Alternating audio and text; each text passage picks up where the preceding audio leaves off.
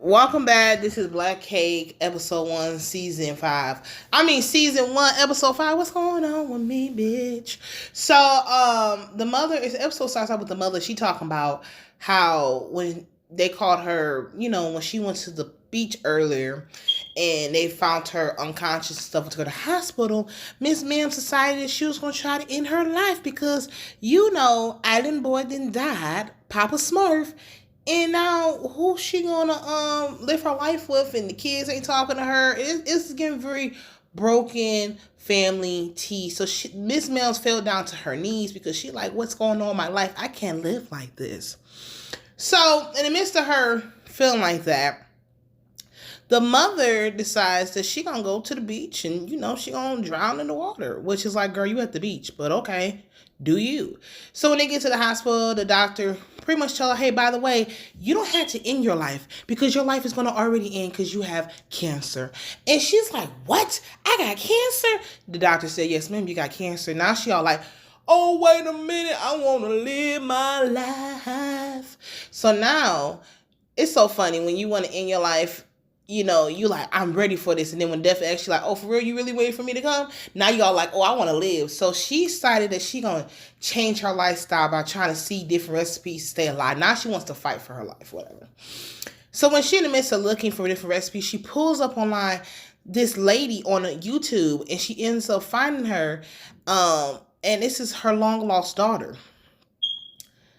Ms. Mams is like, won't he do it? Because I was not even trying to look for you, and I end up bumping to you on the World Wide Net, the World Wide Web. So when that happened, she was just kind of like, wow, like an epiphany. So now we skipping to her daughter, who is this, I guess she's this famous type of person that travels around the world, and she tastes different, foods and stuff and palates around the world. So while she's talking at this table thing, she's talking to the people and she's explaining them how she's into this and that and how she got into trying different foods and her love for food and all type of stuff. So there's this black lady here, and the black lady tells her, yeah, it's kind of funny that you keep talking about all these different foods and you go overseas and you like Christopher Columbus and you're not black. Like, what's going on here? And they didn't get to that part because she was talking about she like food. It was something that she said that triggered a black lady. Like, she said, you all up in here talking about you going to the Caribbean and all this type of stuff, and you relate to these people and all types of stuff. And she like, listen, man, you's a whole white woman. Harpo, who is this woman? And the daughter tells the black lady, she's like, I live in England, so I was around a melting pot of people. And my family, they used to go overseas and feed the needy in the Caribbean. And they did a lot of missionary work. And yeah, and that's my connection to other people and black people and the Caribbeans and, the islanders. Little did she know she black girl motherfucker. Well, I wouldn't say she black because even coffee's kind of mixed. So she got like, 5% drop of black in her, a little bit. Cause coffee's biracial. Coffee's Chinese and Caribbean. Like, so she Chinese and black. So the daughter is cause I feel like the daughter is from the Irish guy that sexually assaulted Coffee. He sexually assaulted Coffee early in the episodes and stuff when Coffee was younger. So, child, this is a mess. Another thing I had to add about the daughter that's Coffee's like kid that she don't really claim that much. She tried to say that she did Ancestry.com and she got this percent of fucking black in her and shit.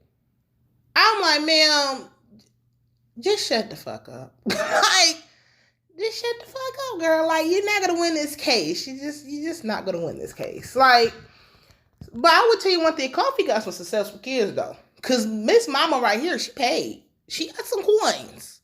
She got some money. Okay. I tell you one thing, at least she'll have to look back and say, wow, at least my kid didn't meet the dark side of the system. But her kids are very successful. I give her that. She has very successful, successful bloodline. But so Miss Girl, so the life of Mulatto / Karen, her daughter, So now she back at home in England with her parents and at the coffee table. And they both talking. And she's all like, the girls online are trying to cancel me and call me a Karen. And I know a lot of historical facts. And I love, going to other places and all this stuff. I am not a fucking Karen or fucking racist or whatever like that. And her parents like, whatever, that's rubbish. So they both white. So her son's sitting there and he listening and he all like, well, it is a lot of people out here that's unprivileged and stuff be going on out in these streets dealing with different races, and the Caribbeans have to deal with some bullshit, the Ethiopians, all these people that you're around are going through stuff while your ass is sitting up here in this fluffy ass couch talking about how dare you say I can't relate with the people or some shit. So, her son is white. It's like she keeps on walking around and saying, I'm a white woman. So what's going to happen when you find out that you're not a full white woman? What's going to happen when you know this shit? That's why her parents were looking at her and she talking about this and that. I'm a white woman. I'm a white woman. And they look at her like, yeah, you gotta look like shit. Actually, bitch, you're a Chinese woman. You're a Caribbean black woman. You're an Irish woman. You're not a white woman, bitch, like that. You might can pass, but you not know what you think you trying to identify. And it's like when she find out who her mother is, I don't even think she will accept it because and then her son, she took him out to school because he was living in Rome because his father passed. And she got him in this preppy ass school, these preppy ass English kids. And he all like, man, I don't want to be around them. And she's like, you're going to stay there. I pay all that money and da-da-da-da. So she's really in her white woman bag, okay? She is a white woman, head to toe. That bitch is a Karen. She a mulatto. She all that shit. She's a white woman out here in these streets. But what's going to happen when she find out she ain't that damn white?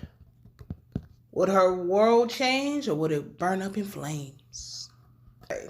So now we're going to get into Miss Girl over here. So Karen / mulatto. Miss Girl, she in the bathroom, getting ready to go to bed, whatever the case may be. She get a phone call from this big restaurant owner guy that she met when she was getting read down to filth by that black lady and then got canceled on Twitter. He called her and he's like, yeah. He asked her out. She said, oh, you won't be hanging out with me? You might get canceled too. And he was all like, well, I like a woman that can hold her own and have her own opinion. And she all like, oh, okay. She said, well, the funny part is I'm not in Rome. He said, oh, good, girl, because I got something I got to do in London because right now she's in, over there in London. So he's all like, but my thing is this. How you going to sit there? Watch me get read down to the ground. Watch me kind of get cut in the pickle. And then but on camera, because this is a shiesty, I would not have went out his head. This is a shiesty part about it. He watched her kind of get dog checked and stuff. And then he jumped in the fight to dog check the bitch too. I was like, I don't know how I feel about out in public. You all like, oh yeah, I ain't with this bitch. But then behind closed doors, you like, oh, I like you. I like a woman with a strong opinion. Oh, hell no. You the ops. You the ops. You got multiple personalities disorder. Bitch, something to fuck wrong with you. You might be a fucking Gemini. I can't trust you. And I've been like, don't call my motherfucking line. Try to talk about you like me. The bitch, it's getting me sneaky link. You too goddamn grown for this, ma'am. I know you single and shit, but Because if you liked me, you should have said that right on camera when that lady was trying me. So she goes tell her mama, and she's all like, oh yeah, the one guy that's a big restaurant owner, he asked me out. And she's like, I'm like, oh, okay. And she's all like, but he's American. Okay, so you already discriminative all over the place, girl. First you think you're a white woman, and then you doing that British talk. They're Americans. The one thing about people that's foreign, they don't like white Americans. That's what I would say about people that's like, especially the British people, the people overseas. They don't like white Americans because they watch what white Americans do. That's why she said, "Oh, the Americans." No, bitch, it's the white Americans because they don't really mind when black Americans go over there. They don't like the white Americans, y'all. Because honestly, they're violent because y'all be doing shit. Y'all be doing shit. Y'all be harming people. You be burning down crops. You be kidnapping babies. Y'all be doing shit. So that's why I don't really say nothing when they be sighing the shade out y'all because y'all do be doing shit. Because I know somebody that went overseas or whatever like that, and they had a friend and a friend that went overseas, and every time this white person that's from America would ask the people in London over there in the UK for help, they would they would give her the wrong directions. They damn near was ready to fight that bitch. Okay? They said, you still haven't get paid in reparations, bitch. We can't fuck with you. So, but then when the black person go ask them, a black American go to them and ask them, oh, sure, go over there. They was all cool and everything. So all I know is, I can't knock Miss Girl for that one. But Miss Girl, does give that she thinks she a whole white woman from the UK, which is all a lie. It's all a lie. But yeah, this is definitely going to be a podcast style fucking review because Miss Films, I'm going to be on here talking a lot. As you notice that I like to talk. So, yeah. So, she didn't want to date with this guy. He pretty much tell her, she explained to him, her love for anthropology. She's a historian. She takes all her love for historian, being an anthropologist, and mixed that with the passion she had for food and palettes and going to these different places all over the world and mixing them together. She's a whole Gordon fucking Ramsay out here.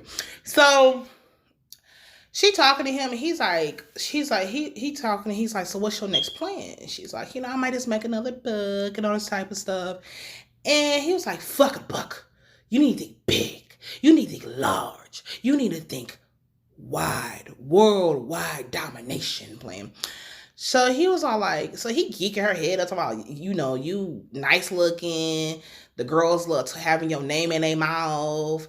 You got everything that you need to have to be big. You don't need to be just stuck in being an author. You need to be bigger than a fucking book author, bigger than writing books. And he all like, so she's all smiling. She's like, oh, you're a good business person, whatever like that. And I'm like, girl, now, you and your half sister love y'all some damn abusive motherfucking white men. Because I don't know how he gonna unravel. Because I already don't like RC motherfucking boyfriend. James Bond reject. Because he came to RC like this, talking about, you're beautiful, you're talented, you got it all, baby. You're good for show business. Be mindful of the motherfuckers that come geeking your head up, because it's like, baby, what do you want? What do you want? So yeah, we'll see how this toxic shit gonna unravel, because she's single and she giving desperatises right now. Her mama telling her, you need to go find another man. Like, mama, the man she was with this recently died. He hadn't been out there that long. You need to go find love like me. You know what? And this is the thing. Some people don't ever find their person because honestly, they wouldn't even date themselves. Your person that you're supposed to be with for like the rest of your life, whatever the case may be, the people always try to like your soulmate, whatever the fuck, is just like you. And if you at a stage where you wouldn't even ever in your motherfucking life date somebody like you, bitch, you just be okay being successful. Relationships, love, and soulmates, that's just a game of gamble. That's a game of Russian roulette, because you might not find that motherfucker in this lifetime, because you need to build some brownie points to understand who you are. And she gonna start developing identity issues, because she already kind of got a hint of it early in the episode when that lady questioned her about, she feel like she's appropriating people's cultures and stuff. So she already got this, God already sent you some tokens like, man, it's more than meets the eye with you. And she already got identity issues low key, but she's masking them with all this type of, I'm fancy, I'm white, I'm rich. Let's get into the story, but it's a lot going on here. So now we're going back to Miss Girl. Miss Girl walks off because she gets a phone call. She thinks it's her, editor or whatever. And she gets a call from, the lawyer early in the episode that we've been talking to Eleanor about, Eleanor's lawyer. So she gets a call from him. He said, hey, yeah, I'm a lawyer. I work with my client. She just passed away. Her name was Eleanor. I'm in California. He gave her all the basics of shit that the lawyers give you. And she said, okay, what the fuck is a lawyer from California, Newport, calling me for? He said, oh, by the way, you're adopted. Like, he didn't really say it like that, but he pretty much said, like, Miss Mims, the life that you live in is all lies. Like, he didn't say that, but he pretty much told her, like, Eleanor is your adopted mother. She has some sensitive information she wants to give to you, which is probably tape recordings. And yeah, so he's all like, he thought that she know that she was adopted. She didn't know nothing about her being adopted, because all she thinks she is a white woman. So she's like just baffled. She's just lost in the daze. And one thing leads to another. He tells her, hey, send me an email. I send you all the information over. And that's the end of that conversation. So now she didn't have a bomb dropped on her that, she's not a white woman and she is pretty much adopted. And her parents been lying to her whole entire life. So now and then she get the news when she on a date with this one guy. So yeah, this is a lot for Miss Ma'am. One thing I can say about the situation is, I wish somebody called me and told me that my dad wasn't my real dad. So yeah, some of y'all is so very lucky.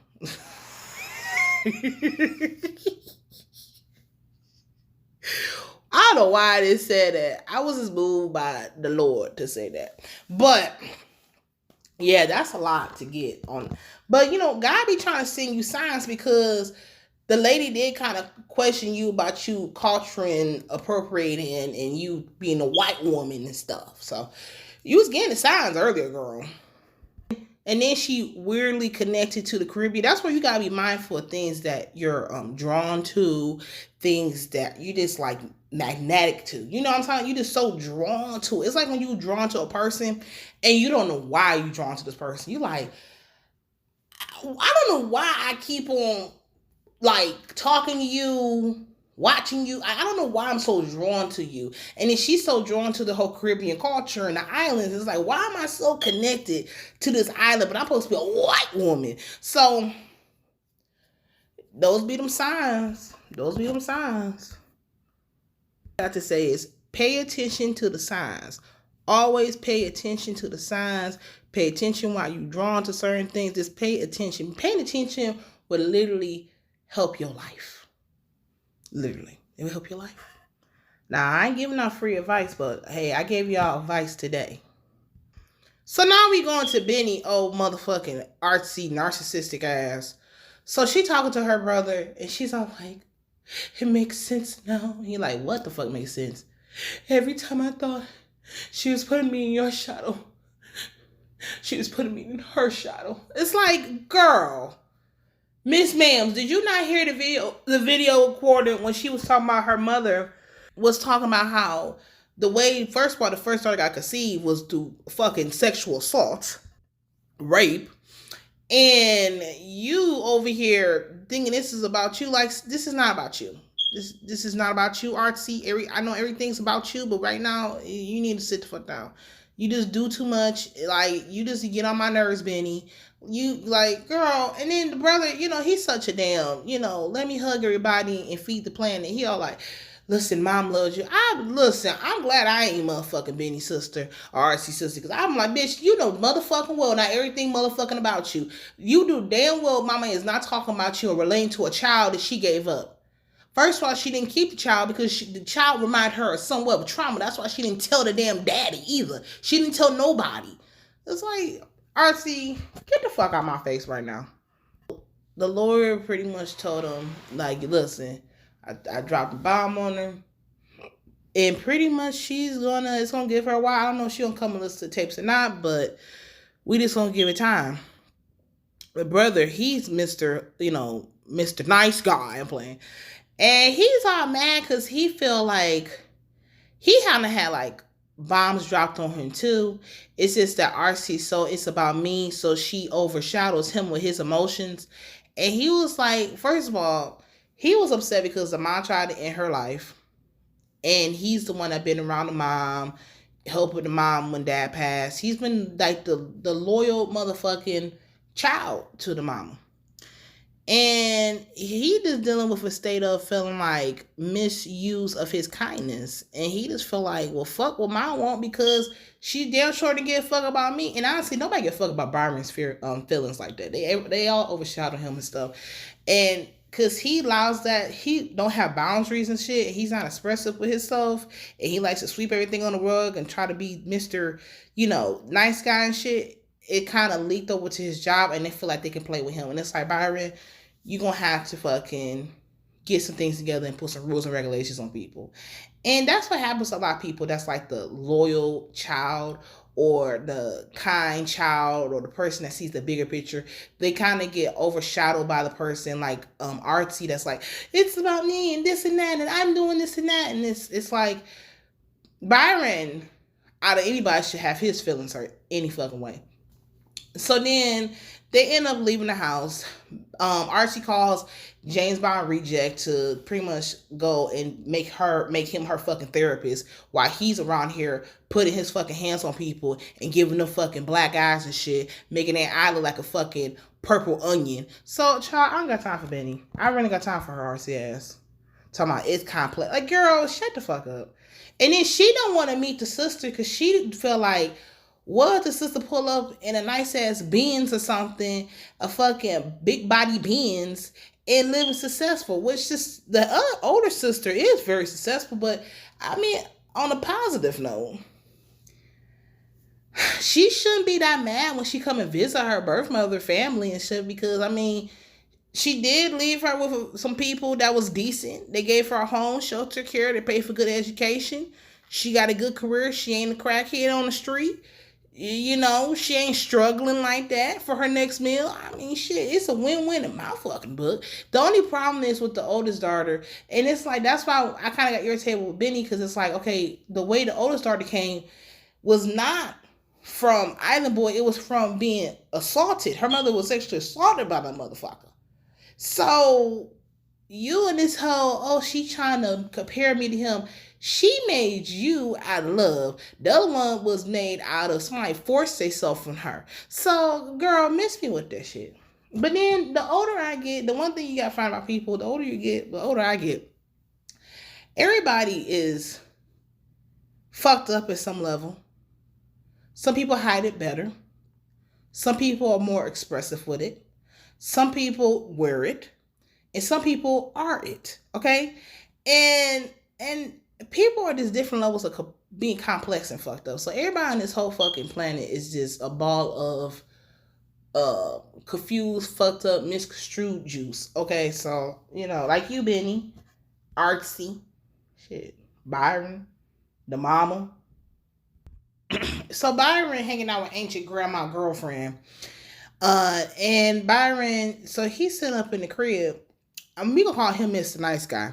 So they talking, he's telling her all the tea that's going on in his life about his half-passing white Karen / mulatto sister, and how she's in this, getting canceled because she has said some tone-deaf comments about the Caribbean and stuff. So then they talking, they just cackling, Next, he get a phone call from his job, and ancient grandma like, oh, they say that you're on leave or whatever. So he answered the phone because he's Mr. Nice Guy. Byron answers the phone, and it's like, hey, yeah, Mr. Nice Guy that does anything. Yeah, we're calling because, we have a panel coming up. And he said, oh, okay. He said, a diversity panel with showing, like, we include different colors and different black people that are scientists in the fucking scientist world and stuff. We want you to be the face, even though at the company, we would never, ever give you the recognition that you motherfucking deserve, or give you the job, or promote you to the job that you deserve in the company. But hey, we want you to be the face. So Mr. Nice Guy, Byron, says, cool, I go to the damn panel and do the inclusive lies of bullshit towards people made up. So then he ends up sitting down. So the girlfriend, she's some motherfucking was psychic or some shit. She like, what is it? A diverse panel did they talk about when they called you? They want you to do a diverse panel or something. And he was like, yeah. And so she pretty much tell him this. So ancient grandma girlfriend and dump Mr. Nice Guy. She told him, listen, the person that you were when we met, when you was passionate about your work and you felt like you could make a difference in the world, it's not giving that right now in this moment. It's giving you are accepting less, even though you're worth way more than this. And she literally told him, when she told him clean and cut, I respect ancient old grandma. She said, Mr. Nice Guy, Byron, I love you. I care for you. You my road dog. I was attracted to you because of your passion, the fire that you have for what you love. But I can't be with somebody I don't respect. Damn. She dropped the mic with that one.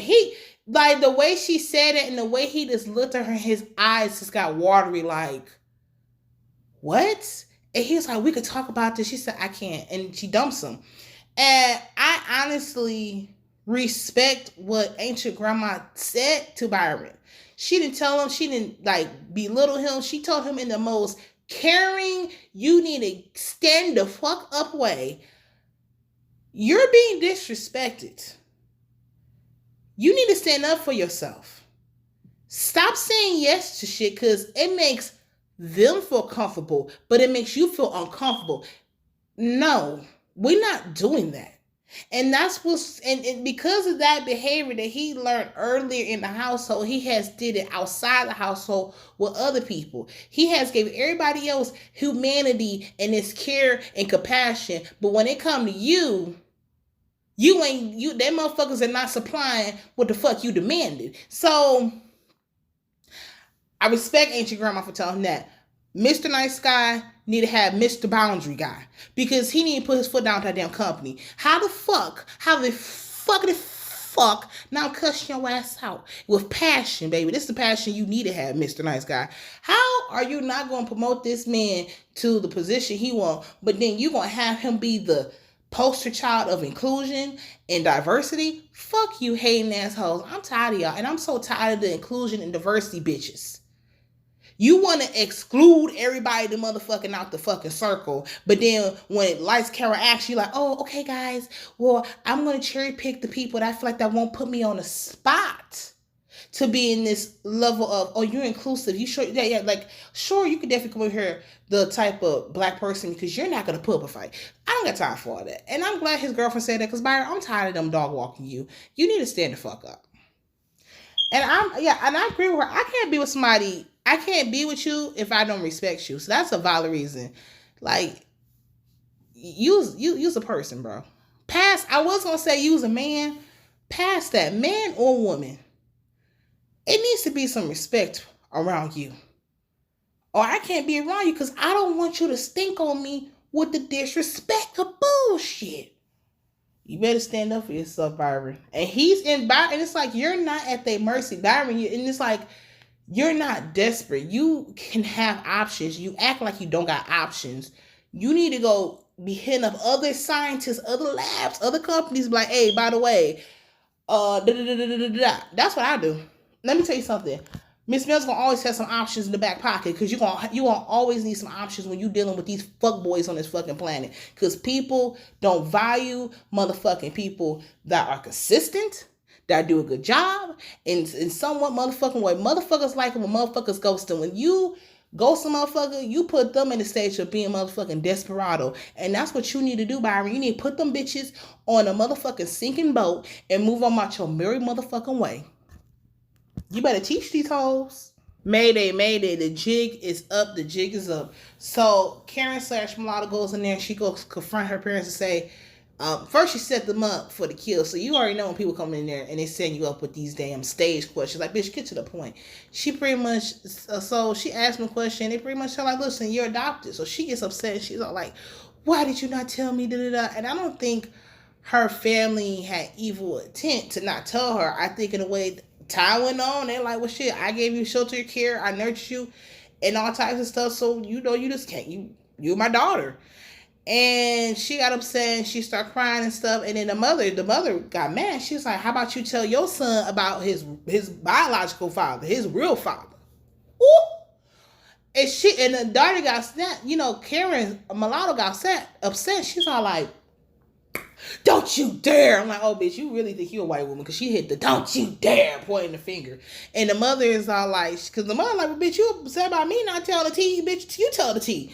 So pretty much, she got upset. I don't think her parents had evil intent. I feel like time has went on and it's like, why bother to tell? I mean, you've been walk around here feeling like a white woman any fucking way. But I tell you one thing. And then she don't find, because she don't do research, whatever like that. She don't find that her mother was 19. They picked her up from like a nun's home or something like that, and she ended up but this all happened because she talked about the Caribbean people's food. Talk about, you gotta be careful. You never know who you connected to, because at the end of the day, you never know who you connected to. So she got upset. So right now she about to leave and flee the house like a typical white woman. But you know what? Let me stop saying it, because her mom was a runner. Her sister's a runner. I think this runs the bloodline at this point. So the parents is like upset. She's upset. Whatever the case may be. And she got in trouble talking about the Caribbean. It's so funny because I have a story that's similar to Karen/Mulatto's story about how she got in trouble by talking about the Caribbean food and what like that. She said some very, sideways stuff about it. I can't believe I'm telling y'all this story, but I gotta tell you the story because it connects to the story. It connects with the whole, you never know who you courted to. When even if you never been to that land, met the people, or met your family members from that land, you're still courted, because at the end of the day, that is your biological mother. I was in the car with somebody, and I said something shady, or I think, I said something shady about Haitian people. Okay?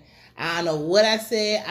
I'll never forget the feeling. So when I said it, in the back seat of the car, it was like these, because he came from Home Depot, it was like these metal poles or something like that. I said something real shady, like I was Karen over here. And all I heard is boom, boom, boom, boom, boom, boom, boom, boom. Like the poles start banging real hard on each other. I said, what the? I'm like,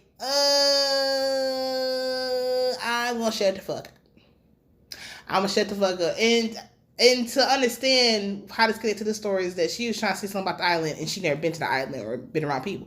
All I say is that a lot of my family members, I can relate to this whole islander story, because I have people like in my family that's like, in my bloodline is from the islands, and that's like Haitian, and they Creole, I speak Creole, and even though I have never met them, because a lot of them passed before I even came to this planet, or I never really met them in person, but they is around, and they is very courted to me, and I'm very courted to them, and disrespect would not be allowed. That was pretty much the memo. So clearly she's very connected to the Caribbean ancestors. So so yeah, I told this story to relate back to her story, is that even though if you never met them and you just found out on your damn later down the line years that you are connected to these people, you can't, the prime example is you can't hide from the truth, no matter if you wasn't around, if you never met them. Watch your mouth. Watch your mouth. And to this day, I never say nothing sideways about no Haitians. I just be quiet. It startled the fucking mess out of me. And I was just like, and I sit back like, okay, yeah, my family I do have Haitian in my life. Them Haitians was like, bitch, you got me for that. Okay, you talking real slick. Oh my God, child, my mouth was closed. I never ever, and that was like, 3 to 4 years ago. But I remember that story so vivid. I remember the fucking energy of that shit when I said, I didn't remember the vibes. Okay, I didn't have to get cussed at, but I felt the vibes. Like when you feel that energy, you like, oh no. No, boy, no. Don't disrespect ancestors. But yeah, back to the story, y'all. I'm pulling the RC girl. Y'all know I'm RC, child. So now we going to RC dumbass. So she goes to the damn James Bond reject fucking house. And when she goes in there, she decides to break the sculpture that she made many, many blue moons ago. and that they were supposed to sell together. So she goes in there, she does this whole I am woman, I am strong, and breaks his culture. She's in there screaming. So when she get done breaking it, she hears somebody pull up from the garage, and that is James Bond Reject. So she all panicking like, oh shit, because you know he is a bitter ass.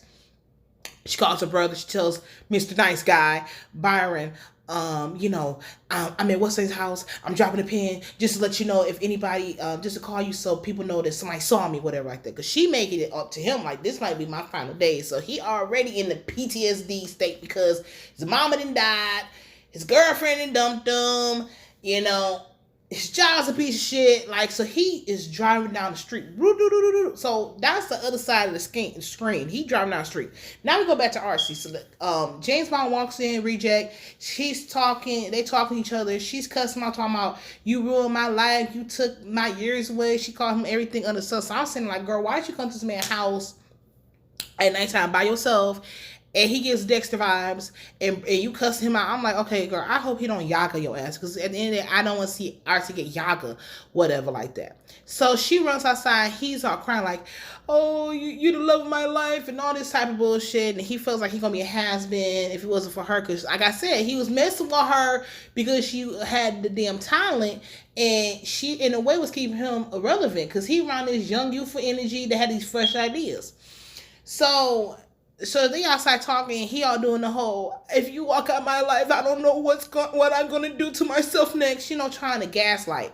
So then they sitting on the porch thing talking, whatever like that, like they good Judies or whatever shit. The brother pulls up, brother gets out, he's all like, get away from him, Benny, get away from RC. So the brother pulls up, he all jumping in his face like, cuss him out, and then James Bond Reject with his stupid ass gonna say, where was you at those years ago when she needed to show the crime? Where was you at when she couldn't make rent? Where was you at? Living my motherfucking life, bitch. And that's what the fuck I would have said. Living my motherfucking life, because I called her, she didn't answer. But it don't give you the right to go put your hands on people, bitch. And I want to do what the fuck I want to do and live my life. So they get to arguing. Next, the brother Yaga, James Bond Reject ass, he beat the bloody bones out that bitch. So he punching, da-da-da-da-da, ba-ba-ba-ba-ba. The sister screaming, because RC the one that got him in this pickle. She's screaming, she's like, no, don't beat him up, especially call the cops, don't beat him up. So he's just beating him up. He's in a trance. He's just taking all his anger that he's just dealing with on knocking James Bond Reject ass out. The police pull up, they're like, put your hands up. Put your motherfucking hands up. So now, everybody in the neighborhood recording him. They got the police pointing guns at them.